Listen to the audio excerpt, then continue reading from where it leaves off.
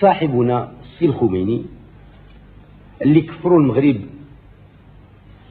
وهو ما تمشيش هرب على المسؤولية ديالته، واللي كفرناه رسميا بفتوى العلماء هذه عامين، لأنه يقول أن الإمام هو أقرب إلى الله من الملائكة المقربين ومن الرسل وحتى النبي صلى الله عليه وسلم. أعوذ بالله من الشيطان الرجيم.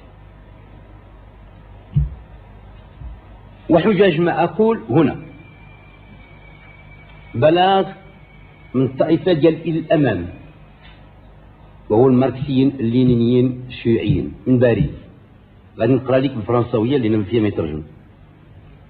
إلى الأمام réclame la révision fondamentale des opérations économiques et politiques qui ont conduit le pays à la catastrophe, ainsi que l'arrêt immédiat de la guerre au Sahara occidental, qui oppose depuis 7 ans les troupes marocaines et les combattants du Polisario, partisans de l'indépendance de l'ancienne colonie espagnole. الأول. ثانيا هالمنشور اللي كان تيتوزع في مراكش في يوم 6/1/84. قال لك منه بعد الفقرات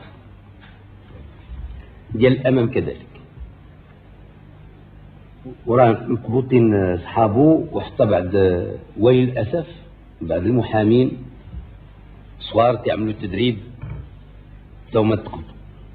تيقول ليكن في علمنا أن وضعيتنا الراهنة المريرة ليست نتيجة لحرب الصحراء التي يشنها النظام الملكي المهزوم على الشعب الصحراوي البطل، والتي يذهب ضحيتها الآلاف من أبنائنا، وليست نتيجة للجفاف كما يدعي الحسن السفاتي.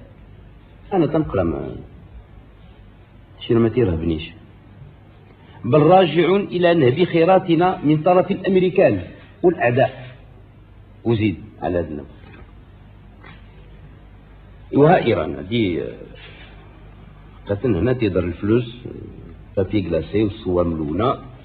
صاحبنا الخميني تبدأ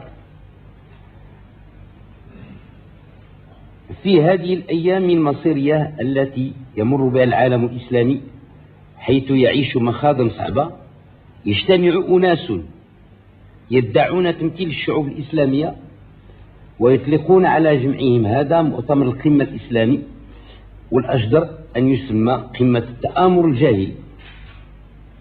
هؤلاء هم الحكام المتسلطين على رقاب شعوبنا الإسلامية، والذي لا يكاد ينجو واحد منهم من ارتباطه بالعمالته لأحد الشيطانين الأكبرين أمريكا وروسيا. وزيد على هذا الناج في الصفحة الأولى والثانية.